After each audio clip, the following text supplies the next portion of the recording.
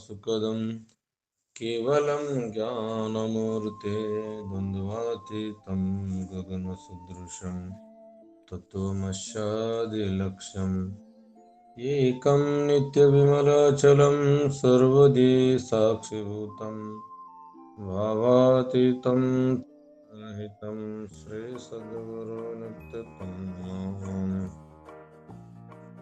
महायोगपीठे तटे भीमरत्यं वरं पुण्डलीकाय धातु समागततिष्ठन्तमहानन्दकन्दं परब्रह्मलिङ्गं भजे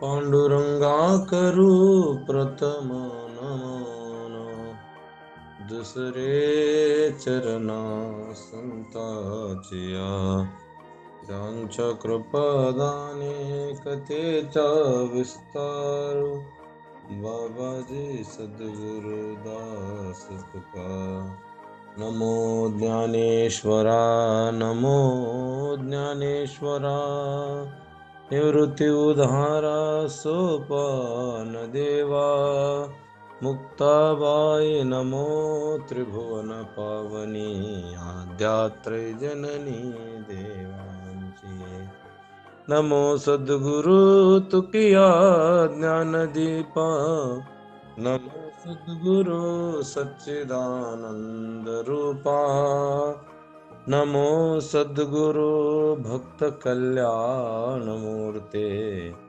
नमो सद्गुरु ಭಾಸ್ಕರ ಪೂರ್ಣ ಕೀರ್ತೆ. ಪ್ರಥಮದಲ್ಲಿ ಜಗದ್ವ್ಯಾಪಕನಾಗಿರುವಂತಹ ಭಗವಂತನ ದಿವ್ಯ ಚರಣಗಳಲ್ಲಿ ಅನಂತ ನಮನವನ್ನು ಸಲ್ಲಿಸಿ, ಸದ್ಗುರುಗಳಾಗಿರುವಂಥ ಕೃಷ್ಣ ಸ್ವಾಮಿಯವರ ಶ್ರೀಚರಣಗಳಲ್ಲಿಯೂ, ಸದ್ಗುರು ಆಗಿರುವಂತಹ ಶರತ್ ಮೂರ್ತಿಯವರ ಶ್ರೀಚರಣಗಳಲ್ಲಿಯೂ ನಮನವನ್ನು ಸಲ್ಲಿಸುತ್ತಾ, ಯಾವ ಪಂಡರಿ ಸಂಪ್ರದಾಯದ ಸಮಸ್ತ ಗುರುವರ್ಯರು, ಗುರುವರ್ಗದ ಆ ನಮನ ಅನಂತ ಪವಿತ್ರ ಚರಣಗಳಿಗೆ ನಮನವನ್ನು ಸಲ್ಲಿಸಿ, ಬೆಳಗಿನ ಜಾವ ಶ್ರವಣಕ್ಕೆ ಉಪಸ್ಥಿತರಿರುವಂಥ ಎಲ್ಲ ಸಂತರೇ, ಮಹಂತರೇ, ಸಿದ್ಧರೇ, ಸಾಧಕರೇ, ತಾಯಂದಿರೇ, ತಮ್ಮೆಲ್ಲರ ಚರಣಗಳಲ್ಲಿಯೂ ನಮನವನ್ನು ಸಲ್ಲಿಸಿ, ನಿನ್ನೆಯ ದಿನ ಗುರುವಿನ ಮಹಿಮೆಯನ್ನು ಹೇಳ್ತಾ ಬಂದರು. ಜ್ಞಾನೇಶ್ವರ ಮಾವಲಿಯವರು ಏನು ಹೇಳಿದರು ಅಂದರೆ, ನನ್ನ ಮತಿ ಈ ಭಗವದ್ಗೀತೆಯ ಮೇಲೆ ತಾತ್ಪರ್ಯ ಬರೆಯುವಂಥ ನನ್ನ ಮತಿಯಂತರೂ ಅಷ್ಟು ಸಮರ್ಥ ಇಲ್ಲ.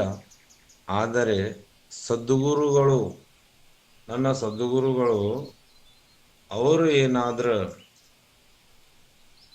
ಈ ನನ್ನ ಜೊತೆಗೆ ಇದ್ದು, ನಾನು ಅಜ್ಞಾನಿಯೂ ಅವಿವೇಕಿಯೂ ಆಗಿದ್ದು, ಸಂತರ ಕೃಪಾರೂಪ ಎಂಬ ದೀಪದಿಂದ ನಾನು ಯೋಗ್ಯನಾಗಿರುತ್ತೇನೆ.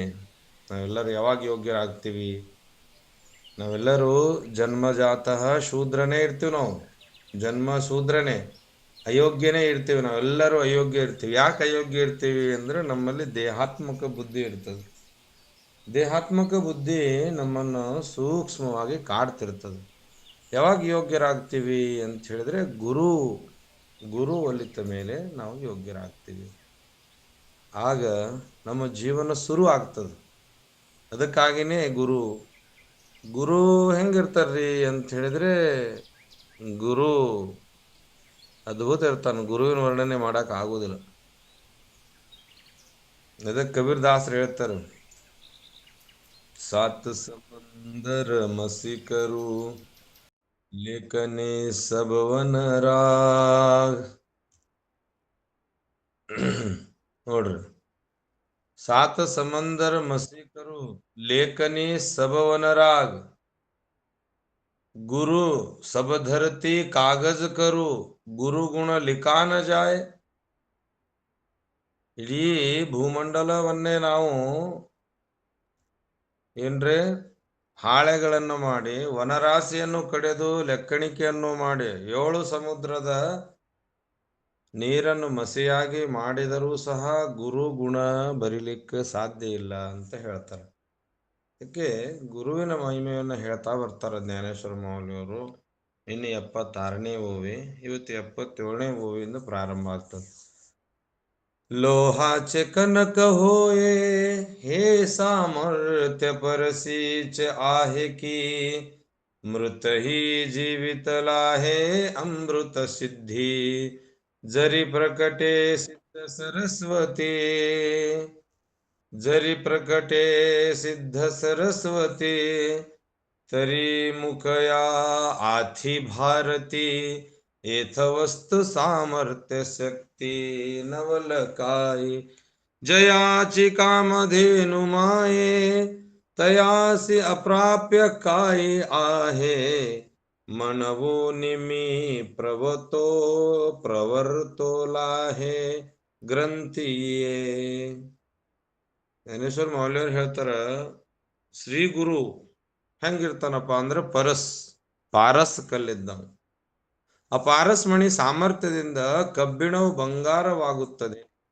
ಏನ್ರಿ ಎಲ್ಲಿತನ ನಾವು ಜಂಗ್ ಹತ್ತಿದ ಕಬ್ಬಿಣಿದ್ದಂಗ ಯಾವಾಗ ಗುರು ಭೆಟ್ಟಕ್ಕನ ಅವಾಗ ನಾವು ಬಂಗಾರ ಆಗ್ತೇವತ್ತು ಪರಸ್ ಮಣಿಯು ಸಾಮರ್ಥ್ಯ ಕಬ್ಬಿಣ ಎಷ್ಟೇ ದಿನದಿಂದ ತುಕ್ಕು ಹಿಡಿದಿರುವಂತ ಕಬ್ಬಿಣಕ್ಕೆ ಬಂಗಾರ ಮಾಡುವಂತ ಸಾಮರ್ಥ್ಯ ಅದಂತ ನೋಡ್ರಿ ಪಾರಸ್ ಮಣಿ ಒಳಗ ಇಂತ ಸಾಮರ್ಥ್ಯ ಐತ ಅಂತ ಹೇಳಿದ್ರ ತುಕ್ಕು ಹಿಡಿದಿರುವಂತ ಕಬ್ಬಿಣವನ್ನ ಬಂಗಾರ ಮಾಡ್ತದ ಮೃತ ಮನುಷ್ಯನ ಅಮೃತ ಪಾನ ಮಾಡಿಸಿದ್ರೆ ಜೀವಂತನಾಗುತ್ತಾನ ಮೃತ ಶಬ್ದ ಏನಾದ ಮೃತ ಮನುಷ್ಯ ನಾವೆಲ್ಲರೂ ಪುನನಪಿ ಜನನಂ ಪುನನಪಿ ಮರಣಂ ಜಠರೇ ಜಯನಿ ಶಯನಂ ಯ ಸಂಸಾರೇ ಬಹು ದುಸ್ತಾರೆ ಕೃಪಯಾ ಪಾಯೋ ಪಾಯೋ ಮುರಾರಿ ಭಜ ಗೋವಿಂದಂ ಗೋವಿಂದಂ ಭಜ ಮೂಢಮತೆ ಏನ್ ಅಜ್ಞಾನದೊಳಗೆ ಜನ್ಮ ಮರಣ ಕಾರಣದ ಈ ಸ್ಥೂಲ ಸೂಕ್ಷ್ಮ ಕಾರಣ ದೇಹ ಇದು ಸ್ಥೂಲ ದೇಹದ 25 ತತ್ವ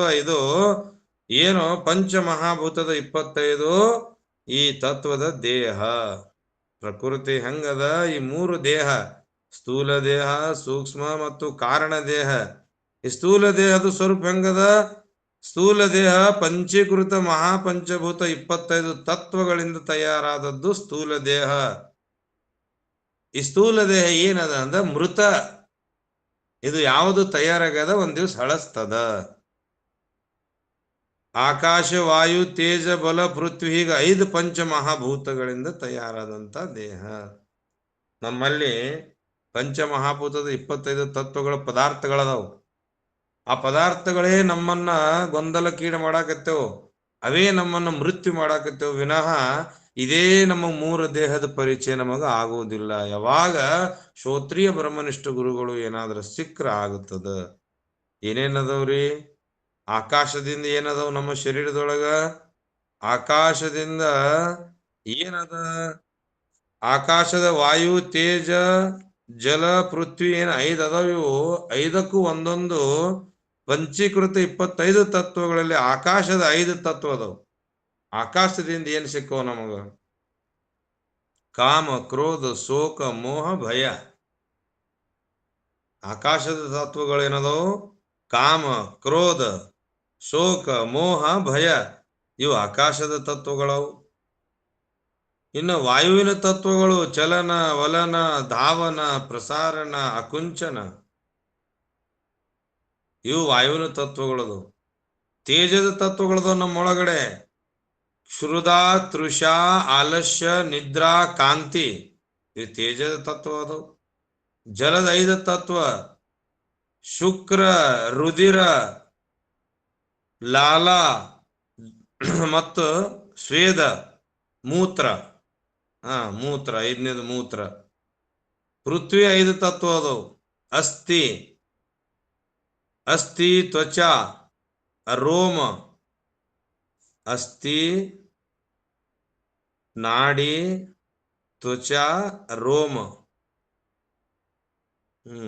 ಇನ್ನೊಂದು ಉಳಿತೇನೆ ಹಿಂಗ ಇವು ಏನಿರ್ತಾವ ಅಂದ್ರ ಇಷ್ಟೆಲ್ಲಾ ಶರೀರದೊಳಗಿರುವಂತ 5 ತತ್ವಗಳಿಂದ 25 ವಿಕಾರಗಳು ತುಂಬಿರುವಂತ ಈ ಸೂಕ್ಷ್ಮ ಶರೀರ ಏನು ಸ್ಥೂಲ ಶರೀರದ ಇದನ್ನೇ ನಾವು ಅಂತ ತಿಳಿದೆವು ಇದು ಮೃತ ಅದ ಯಾವಾಗ ಮೃತ ಈ ಮನುಷ್ಯನಿಗೆ ಅಮೃತ ಪಾನ ಮಾಡಿಸೋನು ಯಾರು ಅಂದ್ರೆ ಗುರು ಆಗ ಅಮೃತ ಪಾನ ಮಾಡಿಸಿದ ನಂತರ ಈತ ಜೀವ ಆಗ್ತಾನ ಜೀವಂತನಾಗ್ತಾನ ಜೀವಂತ ಹೆಂಗಾಗ್ತಾನ ನಾನು ದೃಷ್ಟ, ಇವು ದೃಶ್ಯ.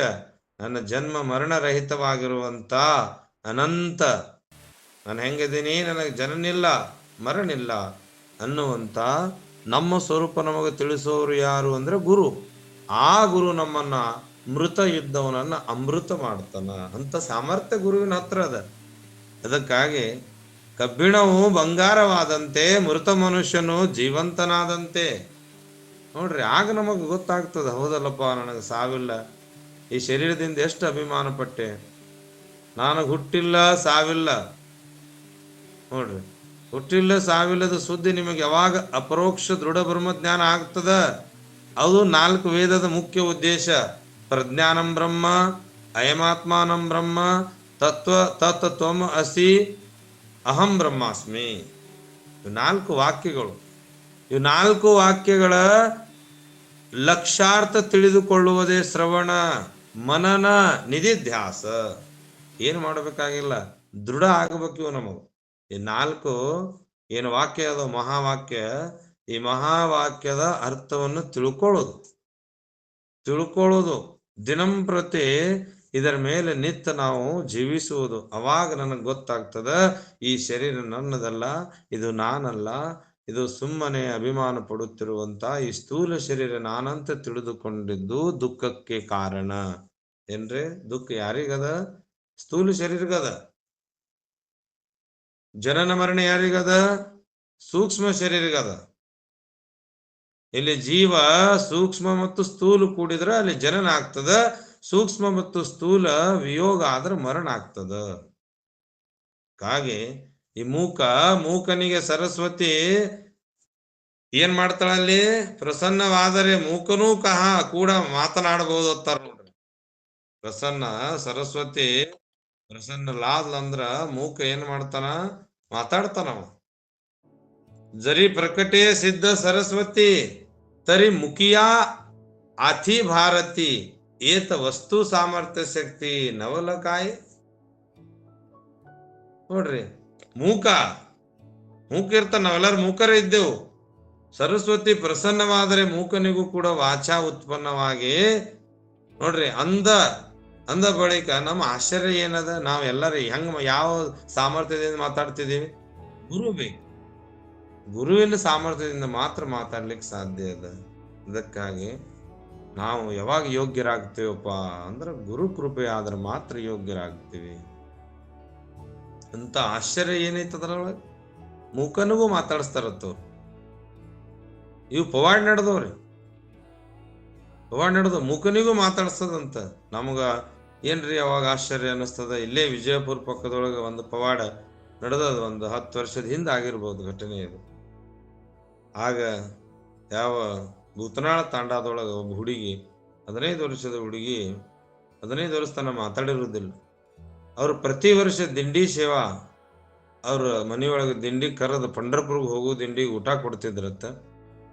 ಆಗ ದಿಂಡಿ ಸಂಚಾಲಕರು ಹೇಳ್ತಾರ, ಏನ್ರಿ ಊಟ ಕೊಡ್ತೀರಿ, ಇಷ್ಟೆಲ್ಲ ಮಾಡ್ತೀರಿ, ಮತ್ತು ಪಂಢರಪುರ್ಗೆ ಬರ್ರಿ ಅಂತ ಹೇಳಿದಾಗ, ಪಂಢರಪುರಕ್ಕೆ ಏನ್ ಬರುದ್ರಿ, ನಮ್ಮ ಮಗಳು 15 ವರ್ಷ ಆತು ಮಾತಾಡಲ್ಲ, ಏನ್ರ ಮಾತಾಡಿದ್ರೆ ಬರ್ತೀನಿ ಅಂದ್ರತ್ತವ್ರು. ಅವ್ರ ಸಂತ್ರ ಹೆಂಗಿರ್ತಾರಂದ್ರ, ದೇವ ಸಂತಾಪಾಸಿ ಆಹೆ ಪುಡ್ತಾ ಪುಡ್ತಿ ಸಾಂಗು ಕಾಯ್. ಸಂತ್ರ ಆಗುದಿಲ್ಲ ಅಂತ ಅಂದು ಹೇಳುದಿಲ್ಲ. ಸಂತ್ರ ಅಂದ್ರತ್ತ, ಯಾಕಮ್ಮ ರಾಮಕೃಷ್ಣ ಹರಿ ಅನ್ನು ಅಂತ ಹೇಳಿದ್ರ ಆ ಹುಡುಗಿ ರಾಮಕೃಷ್ಣ ಹರಿ ಅಂತಾಳ. ಏನ್ರಿ, ರಾಮಕೃಷ್ಣ ಹರಿ ಅಂತಾಳ. ಆಶ್ಚರ್ಯನೇ ಆಶ್ಚರ್ಯ ಎಲ್ಲರಿಗೆ. ಎಷ್ಟು ಖುಷಿ ಆತಂತವ್ರಿಗೆ. ಇಡೀ ತಾಂಡೆ ಮಂದಿ ಕಿತ್ಕೊಂಡು ಪಂಢರಪುರ ಬಂದಾರ. ರಾತ್ರಿ 10:30 ನನಗೆ ಕರೀಲಿಕ್ಕೆ ಬಂದ್ರು. 10:11 ಆಗದ ಟೈಮ್, 11 ಆಗ್ಯದ. ಬರ್ರಿ ಗುರೂಜಿ ಅವರು ಪ್ರವಚನ ಹೇಳಕ್ ಬರ್ರಿ ಅಂದ್ರು. ಇಷ್ಟೊತ್ತು ಏನು ಪ್ರವಚನ ಕೇಳ್ತಿರೋಪ್ಪ, ಏನಾರ ಸಿಕ್ಕದ ನಿಮಗ ಅಂತ ನಾನು ಕೇಳಿದ್ದಿದ್ದು ಪವಾಡ. ಏನಾರ ಸಿಕ್ಕದ? ಇಷ್ಟು ರಾತ್ರಿ ಹುಡ್ಕಾಡ್ಕೊಂಡು ರಾತ್ರಿ 10:30 11ಕ್ಕೆ ಏನು ಪ್ರವಚನ ಕೇಳೋರು? ಇಲ್ರಿ, ನಮ್ಮ ಊರಾಗ ಒಬ್ಬ ಹುಡುಗಿ ಮಾತಾ ಇರ್ಲಿಲ್ಲ, ಇವತ್ತಕ್ಕೆ ಮಾತಾಡಾಳ, ಅದಕ್ಕೆ ಇಡೀ ಊರ್ ಮಂದಿನೇ ಬಂದಾರ. ಏನ್ ಅದ್ಭುತ ನೋಡ್ರಿ.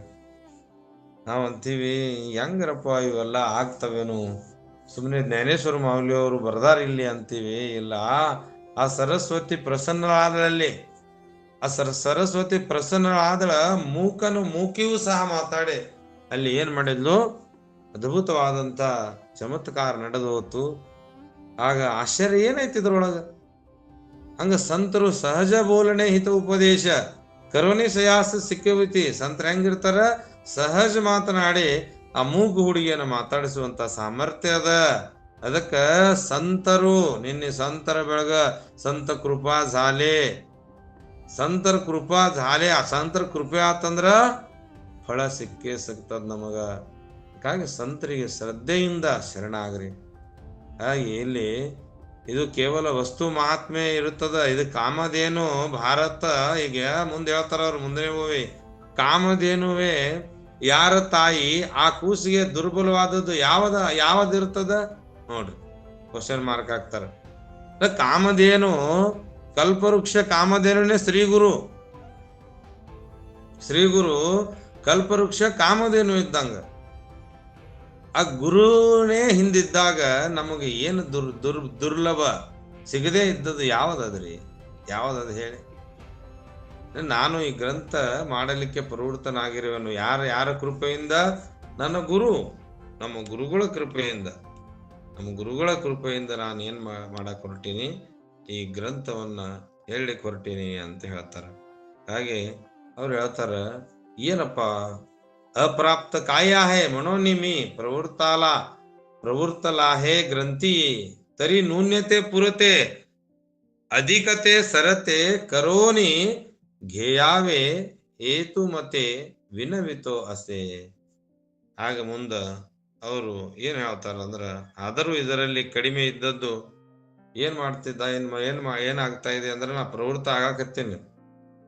ಯಾವ ಕಾಮಧೇನು ತಾಯಿ ಕೂಸಿಗೆ ಎಲ್ಲವೂ ತಂದು ಕೊಡ್ತಾಳ, ಆದ್ರೂ ಇದರಲ್ಲಿ ಕಡಿಮೆ ಇದ್ದದ್ದನ್ನು ಪೂರ್ಣ ಮಾಡಿಕೊಂಡು ಹೆಚ್ಚಾದದ್ದನ್ನು ನನಗೆ ಬಿಟ್ಟು ಬಿಡ್ರಿ ಎಂದು ತಮಗೆ ನನ್ನ ವಿನಂತಿ ಇರುತ್ತದೆ ಅಂತ ಹೇಳಿದ್ರು. ಏನ್ ಹೇಳಿದ್ರು, ಇಲ್ಲಿ ನಿಮಗೇನಾದ್ರ ಬೇಕಿತ್ತಂದ್ರ ತಗೊಳ್ರಿ, ಪೂರ್ಣ ಇದ್ದಿದ್ದು, ಅಪೂರ್ಣ ಇದ್ದಿದ್ದು ಬಿಟ್ಟು ಬಿಡ್ರಿ ಅಂದ್ರು. ಇಷ್ಟೊತ್ತಿಗೆ ಗುರುಗಳಿಗೂ ಸಹ ಗುರುಗಳು ಕಡೆ ನೋಡ್ತಾರ. ಈ ಕಡೆ ಗುರುಗಳು ನೋಡಿ ಶ್ರೀ ಗುರು ನಿವೃತ್ತಿನಾಥರ ಮಹಾರಾಜರು ಅವ್ರು ನೋಡಿ ಹೇಳ್ತಾರ, ನೋಡಪ್ಪ ಸಾಕೀಗ, ಇನ್ ಹೇಳೀಗ ಗೀತಾ ಹೇಳು. आता देईजे अवधान तुम्ही बोलविल्या मी बोलेन जैसे चेष्ट सूत्राधीन धारो यंत्र तैसा मी अनुग्रही साधूच्या निरूपितो ते अपुलिया परी अलंकरितो भलया परी तव श्री गुरु म्हणती राही हे तुझ बोलावे नले. ನೋಡ್ರಿ, ನ ಲಗೆ ಕಾಯಿ. आता ग्रंथा चित्त देई जुड करी वेगा या बोला निवृत्ती दासू पावोनी परम उल्लासू मणे परयेशा ಮನ ಅವಕಾಶು ದೇವೋನಿಯ. ಹೇಳ್ತಾರ, ಗುರು ಏನು ನುಡಿಸ್ತಾನ ಅದನ್ನ ನಾ ಗುರು ಕುತ್ಕೊಂಡು ಅದರಂತೆ ನೀವು ನನ್ನ ಮೇಲೆ ಅನುಗ್ರಹ ಮಾಡಿರುವಿರಿ. ಗುರುವಿಗೆ ನೋಡಿ ಹೇಳ್ತಾರ, ನೋಡ್ರಿ ಗುರು ಹೆಂಗ ಅದನಪ್ಪ ಅಂದ್ರ ಸೂತ್ರಧಾರ. ಈ ಕತೆ ನಾ ಹೇಳಕ್ ಹೊರಟಿನಲ್ಲ, ನೀವು ನನ್ನ ಅಂತರಂಗದಲ್ಲಿ ನಿಂತು ನೋಡ್ರಿ, ಗುರುವಿನ ಮೇಲೆ ಎಷ್ಟು ಶ್ರದ್ಧೆ ಅದ. ಹೇ ಶ್ರೀ ಗುರುನಾಥ, ಹೇ ಶ್ರೀ ಗುರು ನಿವೃತ್ತಿನಾಥ, ನೀವು ಈ ಕತೆ ನನ್ನ ಅಂತರಂಗದಲ್ಲಿ ನಿಂತು ಮಾತನಾಡಿಸುವುದರಿಂದ ನಾನು ಗೀತೆಯ ಗ್ರಂಥದ ಮೇಲೆ ವ್ಯಾಖ್ಯಾನ ಮಾಡುತ್ತೇನೆ, ಸಂಭಾಷಣೆ ಮಾಡುತ್ತೇನೆ. ಆ ಸೂತ್ರದ ಆ ಕಟ್ಟಿಗೆಯ ಗೊಂಬೆ ಏನಿರ್ತದಲ್ಲ, ಆ ಸೂತ್ರಧಾರನು ಕುಣಿಸುವಂತೆ ಅದು ಕುಣಿಯುತ್ತದೆ. ಏನ್ರಿ, ಸೂತ್ರಧಾರ ಹೆಂಗ ಕುಣಿಸ್ತಾನ ಹಂಗ ಕುಣಿತದ ಗೊಂಬೆದು. ಗೊಂಬೆ ತಾನೇ ಕುಣಿಯಂಗಿಲ್ಲ, ಆದ್ರೆ ನಮ್ ನೋಡೋರಿಗೆ ಹೆಂಗ ಅನಿಸ್ತದ, ಏನು ಗೊಂಬೆ ಕುಣಿತದಪ್ಪ, ಏನು ಅದ್ಭುತ ಗೊಂಬೆ ಕುಣಿತದ ಅನ್ನುವಂತ ನಮಗ ಅನಿಸ್ತದ. ಅದರಂತೆ ನೀವು ನನ್ನ ಮೇಲೆ ಅನುಗ್ರಹ ಮಾಡಿರುವಿರಿ. ನಾನು ಸಾಧುಗಳ ಆಜ್ಞಾಧಾರಿ ಇದ್ದೇನೆ. ಯಾರೇ ಸಾಧುಗಳ ಆಜ್ಞಾಧಾರಿ ಇದ್ದೇನೆ. ನೀವು ನಿಮ್ಮ ಅಪೇಕ್ಷೆಯಂತೆ ನನ್ನನ್ನು ಸುಶೋಭಿತನಾಗಿ ಮಾಡಿ ಕುಣಿಸಿದಂತೆ ನಾನು ಕುಣಿಯುತ್ತೇನೆ. ನೀವ್ ಹೆಂಗ್ ಕುಣಿಸ್ತಿರಲ್ಲ ಹಂಗ ಕುಣಿತೀನಿ ನಾನು ಯಾರ ಆಜ್ಞಾಧಾರ ಇದ್ದೀನಿ? ಸಂತರ ಶರಣರ ಸಾಧುಗಳ ಆಜ್ಞಾಧಾರ ಇದ್ದೀನಿ. ತಾವು ನನ್ನನ್ನು ಕುಣಿಸಿರಿ ಗುರುದೇವ, ತಾವು ಕುಣಿಸಿದಂತೆ ನಾನು ಕುಣಿಯುತ್ತೇನೆ ಗುರುದೇವ. ನೀವ್ ಹೆಂಗ್ ಕುಣಿಸ್ತಿರಲ್ಲ ಹಂಗ ಕುಣಿತೀನಿ ನಾನು. ಆ ಕಾಲಕ್ಕೆ ಶ್ರೀ ಗುರು ನಿವೃತ್ತಿನಾಥ್ ಅಂತಾರ, ಸಾಕು ಬಿಡು ಮಾರಾಯ, ಎಟ್ಟರೆ ಹೇಳ್ತಿ ಸಾಕು ಬಿಡು, ವ್ಯರ್ಥವಾಗಿ ಕಾಲ ಕಳಿಯಬೇಡ ಅಂತಾರ ಗುರುಗಳು. ಸಾಕು ಬಿಡು ಈಗ ಎಟ್ರ ಹೇಳ್ತಿ. ತೀವ್ರತೆ ಗೀತಾರ್ಥ ಹೇಳುವ ಕಡೆ ಲಕ್ಷ್ಯ ಪೂರೈಸು. ಹೋಗ ಗುರುಗಳು, ಶ್ರೀ ಗುರು ಆಜ್ಞೆ ಆಗ್ತದ. ಈಗ ಗುರುಗಳು ಆಜ್ಞೆ ಆಗ್ತದ ನೋಡ್ರಿ. ಏನಾಗ್ತದ ಗುರುಗಳು? ಸಾಕು ಬಿಡು, ನಿವೃತ್ತಿನಾಥರು ಹೇಳ್ತಾರ, ಜ್ಞಾನದೇವ ಆಜ್ಞೆ ಆಗ್ತದೆ. ಗುರುವಿನ ಆಜ್ಞೆ ನೋಡಿ ಶ್ರೀ ನಿವೃತ್ತಿನಾಥರು ಶಿಷ್ಯ ಜ್ಞಾನದೇವರನ್ನು ಪರಮ ಸಂತುಷ್ಟರಾಗಿ ಚಿತ್ತವುಳ್ಳವರಾಗಿ ಹೇಳ್ತಾರ, ಈಗ ಗೀತೆಯಲ್ಲಿ ಶ್ರೀಕೃಷ್ಣನ ಸಂಭಾಷಣೆಯನ್ನು ಮಾಡುತ್ತೇನೆ. ಈ ಸಂವಾದ ಶಾಂತ ಮನಸ್ಸಿನಿಂದ ಶ್ರವಣ ಮಾಡಬೇಕು ಅಂತ ಹೇಳಿ ಗುರುಗಳಿಗೆ ಹೇಳ್ತಾರ. ಹೇಳು ತಾತ್ಪರ್ಯ ಅಷ್ಟ ನೋಡ್ರಿ. ಗುರುವಿನ ಮೇಲೆ ಎಷ್ಟು ಶ್ರದ್ಧೆ ಅದ. ಈ ದಾರದ ಗೊಂಬೆಯಂತೆ ಆ ಕಟ್ಟಿಗೆ ಗೊಂಬೆ ದಾರ ಹೇಗೆ ಕುಣಿಸ್ತದ, ಹಂಗ ನಾವೆಲ್ಲರೂ ಸೂತ್ರ ಆತನ ಕೈಯೊಳಗ ದಾರ. ನಾವು ಸುಮ್ಮನೆ ಇಲ್ಲಿರೋದು, ಇದು ಸುಮ್ಮನೆ, ಅಲ್ಲಿರೋದು ನಮ್ಮ ಮನೆ. ನಾವ್ ಎಲ್ಲಿಂದ ಬಂದೀವಿ ಅಲ್ಲಿಗೆ ಹೋಗ್ಬೇಕಾಗ್ತದ. ನಾವ್ ಎಲ್ಲಿಂದ ಬಂದೀವಿ ಅಂದ್ರ ಈ ಜಗತ್ತನ್ನು ನಡೆಸುವಂತ, ನಮಗೆ ಇಲ್ಲಿ ಕಣ್ಣಿಗೆ ಕಾಣುವಂತ ಸಗುಣ ಗುರು ಆತನೇ ನಿರ್ಗುಣ ಪರಬ್ರಹ್ಮ. ಅಂತ ನಿರ್ಗುಣ ಪರಬ್ರಹ್ಮನ ನಮ್ಮ ಸಂಯೋಗ ಆಗುವಂತ ಗ್ರಂಥ ಇದು. ಅದಕ್ಕಾಗಿ ಜೀವ ಬ್ರಹ್ಮರ ಐಕ್ಯತ್ವ ಇದರ ಮುಖ್ಯ ಏನು ಸಂಬಂಧ ರೀ? ಜನಕ ಭಾವ ಸಂಬಂಧ. ಈ ಗ್ರಂಥದಿಂದ ಏನು ಉದಯ ಆಗ್ತದಂದ್ರೆ ಜ್ಞಾನದ ಜನ್ಯ. ಇನ್ನ ಜನಕ ಯಾರು ಅಂದ್ರೆ ಈ ಗ್ರಂಥ ಅಂತ. ಈ ಗ್ರಂಥದಿಂದ ಜ್ಞಾನೇಶ್ವರ ಮಾೌಲಿ ಅವರು ನಿಮ್ಮೆಲ್ಲರಿಗೆ ಏನಾಗ್ತದ, ಜೀವಭಾವ ಹೋಗಿ ಶಿವಭಾವ ನಮ್ಮಲ್ಲಿ ಇರುವಂತ ಜೀವತ್ವವನ್ನು ಹೋಗಿ ಈ ಅಮರತ್ವವನ್ನು ಮಾಡಿಸುವಂತ ಮಹಾನ್ ಕಾರ್ಯ ಈ ಗ್ರಂಥ ಮಾಡ್ತದ. ಅದಕ್ಕಾಗಿ ನೀವುಗಳೆಲ್ಲ ಶ್ರವಣದೊಳಗೆ ಏನಿರಬೇಕು ಅಂತ ಹೇಳಿದ್ರೆ ಶ್ರದ್ಧೆ ಇರಬೇಕು. ಹಂಗ ಶ್ರದ್ಧೆ ಇತ್ತಂದ್ರೆ ಈ ಗ್ರಂಥದ ತಾತ್ಪರ್ಯ ನಮಗೆ ತಿಳಿತದ.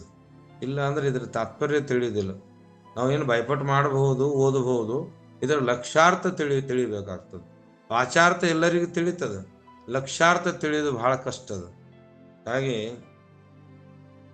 ಒಬ್ಬ ಯಾವ ಬಡವ ಏನು ಮಾಡ್ದವ, ಮೊದಲ ತಾನು ದುಡಿತಿದ್ದ, ಶ್ರೀಮಂತನಾದ. ಮುಂದೆ ಶ್ರೀಮಂತ ತನ್ನ ಮಕ್ಕಳಿಗೆ ಕರ್ಕೊಂಡು ತೀರ್ಥಯಾತ್ರೆಗೆ ಹೋಗಿದ್ದ.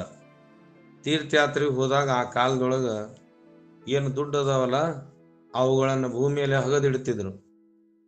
ಆಗ ಈತ ಒಂದು ಗುಡಿ ಕಟ್ಟಿಸಿದ್ದ. ಗುಡಿ ಅದಲ್ಲ, ಗುಡಿ ಕಳಶನೊಳಗ ಗುಡಿ ಗೋಪುರದೊಳಗ 15 ಲಕ್ಷ ರೂಪಾಯಿ ಬಂಗಾರದ ನಾಣ್ಯ ಇಟ್ಟು ತನ್ನ ಹೆಂಡತಿ ಮಕ್ಕಳನ್ನು ಕರ್ಕೊಂಡು ತೀರ್ಥಯಾತ್ರೆಗೆ ಹೋದ. ತೀರ್ಥಯಾತ್ರೆಗೆ ಹೋದಾಗ ಮುಂದೇನಾತು, ಆಗ ನಡ್ಕೋತ ಹೋಗ್ತಿದ್ರು ಮಳೆ ಚಳಿಯಲ್ಲಿ. ಆ ಮನುಷ್ಯ ಮುಪ್ಪಾಗಿದ್ದ, ವ್ಯಾಪಾರಿ ಶ್ರೀಮಂತಿದ್ದ, ಮುಪ್ಪಾಗಿದ್ದ. ಹೋಗಿ ಬರುದ್ರೊಳಗ ಆತನ ದೇಹ ಅವಸಾನ ಆದ ತಕ್ಷಣ ಏನ್ ಮಾಡ್ದ, ತನ್ನ ಹೆಂಡತಿ ಏನ್ ಮಾಡಿದ್ಲು, ಮಗನ ಕರ್ಕೊಂಡು ಬಂದಳು. ಮಗನ ದೊಡ್ಡವ ಮಾಡಿದ್ಲು. ಮಗ ದಿನ ದಿನ ದಿನ ದೊಡ್ಡವನಾದ. 10-16 ವರ್ಷನವ ಆದಾಗ ಅದೇ ತಂದೆಯ ವೃತ್ತಿ ಏನಿತ್ತು ವ್ಯಾಪಾರ, ಅದನ್ನ ಪ್ರಾರಂಭ ಮಾಡ್ದ. ಅದ್ರ ಒಬ್ರು ಇನ್ನೊಬ್ರಂಗ ಆಗುವುದಿಲ್ಲ. ತಂದೆ ವೃತ್ತಿ ವ್ಯಾಪಾರ ಏನು ಪ್ರಾರಂಭ ಮಾಡ್ತಾ ಮಾಡ್ತಾ ಇವನಿಗೆ ಏನಾತು ಅಂದ್ರ ಇವನಿಗೆ ಲಾಸ್ ಆತು. ಇವಂಗ ಏನಾತ್ರಿ, ಎಲ್ಲಾ ವ್ಯಾಪಾರದೊಳಗ ಏನಾತಪ್ಪ ಅಂದ್ರೆ ಲುಕ್ಷಾಣ ಆತು. ಆಗ ಸಾಲ ಆತವಂಗ, ಆ ಕಡೆ ಈ ಕಡೆ ಎಲ್ಲಾ ಸಾಲ ಮಾಡ್ಕೊಂಡಾಗ ಇನ್ನೇನ್ ಮಾಡುದಪ್ಪ, ಸಾಲದವ್ರಿಗೆ ಬಡ್ಡಿಯವ್ರಿಗೆ ದುಡ್ಡು ಕೊಡಾಕ ಸಾಲೋದಿಲ್ಲ, ಏನ್ ಮಾಡಬೇಕು ಅಂತ ನೋಡಿದಾಗ ಅವನಿಗೆ ವಿವೇಕ ಹೊಳಿತು. ಏನ್ ವಿಚಾರ ಹೊಳಿತು, ನಮ್ಮಪ್ಪ ವ್ಯಾಪಾರಸ್ಥ ಇದ್ದ, ಶ್ರೀಮಂತನು ಇದ್ದ, ಎಲ್ಲರ ಯಾರಿಗಾರ ದುಡ್ಡು ಕೊಟ್ಟಾನೇನು ಅಂತ ಎಲ್ಲಾ ಗ್ರಂಥಗಳನ್ನು ಹುಡುಕ್ತಾ ಒಂದ ಗ್ರಂಥದೊಳಗೆ ಏನ್ ಬರ್ದಿತ್ತಪ್ಪ, ಒಂದು ಡೈರಿ ಒಳಗ ತಗೊಳ್ಪತ್ರ ವ್ಯವಹಾರದೊಳಗ 15 ಲಕ್ಷ ರೂಪಾಯಿ ಬಂಗಾರದ ನಾಣ್ಯಗಳು ಗುಡಿ ಗೋಪುರದಲ್ಲಿ ಇಡಲಾಗಿದೆ ಅಂತ ಬರ್ದಿದ್ದ. ಬರೇನ ಈ ಏನು ಬರ್ದಾರಲ್ಲ ಈ ಲೈನ್ ಇದನ್ನ ತೋರಿಸ್ದ ಊರಾಗ. ನಮ್ಮಂತವ್ರು ನಿಮ್ಮಂತವ್ರು ಇರ್ತಾರಲ್ಲ, ಎಲ್ಲರಿಗೂ ತೋರಿಸಿದ್ರು. ಎಲ್ಲಾರು ಅಂದ್ರು ಹೌದಲ್ಲಿ ತಮ್ಮ ಗುಡಿ ಗೋಪುರದಾಗ ನಿಮ್ಮಪ್ಪ 15 ಲಕ್ಷ ರೂಪಾಯಿ ಬಂಗಾರದ ನಾಣ್ಯ ಇಟ್ಟಾನ. ಇಟ್ಟಾನಂದ್ರೆ ನಡ್ರಿ ಅಂತ ಹೇಳಿ 4-5 ತನ್ನ ಗೆಳೆಯರಿಗೆ ಕರ್ಕೊಂಬಂದು ಗುಡಿ ಗೋಪುರ ಕೆಡವು ಬಿಟ್ಟ. ಗುಡಿ ಗೋಪುರನಾಗ ಒಂದು ಕವಡಿ ಪೈಸಾ ಸಿಗ್ಲಿಲ್ಲ. ಊರಾಗ ಮಂದಿ ಬೇಯಕ್ ಶುರು ಮಾಡಿದ್ರು. ಅಲ್ಲ ಅವ್ರಪ್ಪ ಎಂತ ಪುಣ್ಯಾತ್ಮ ಇದ್ದ, ಗುಡಿ ಕಟ್ಟಿದ್ದ, ಈ ಮಗ ಗೋಪುರ ಕೆಡವಿದ್ನಲ್ಲ ಅಂತ ಊರಾಗ ಮಂದಿ ಬೇಯಕ್ ಹತ್ರು. ಇವನಿಗೂ ಚಿಂತೆ ಹತ್ತು, ಏನ್ ಮಾಡುದಪ್ಪ, ನಮ್ಮಪ್ಪ ಗುಡಿ ಕಟ್ಟಿದ ಗುಡಿ ನಾ ಗೋಪುರ ಕೆಡವು ಬಿಟ್ಟೆ, ಅದ್ರ ₹1 ಇಲ್ಲ, ಏನಾರು ಬರ್ದಾರ ಇದನ್ನ ಅಂತೇಳಿ ಮತ್ತೆ ತೋರಿಸ್ದ. ಮತ್ತೆ 4-5 ಮಂದಿಗೆ ತೋರಿಸ್ದ. ಅವರು ಅಂದ್ರು ಹೌದು ಖರೇನೆ ನಿಮ್ಮಪ್ಪ ದುಡ್ಡ ಬರ್ದಾನ ಇಲ್ಲಿ, ಇದು ಕೊಟ್ಟಿದ್ದದ, ಇವು ಯಾರಿಗೂ ತಗೊಂಡಿದ್ದಲ್ಲಿ ಇವು ಗುಡಿಯಾಗ ಇಟ್ಟಾನಂತ ಬರ್ದಾನ.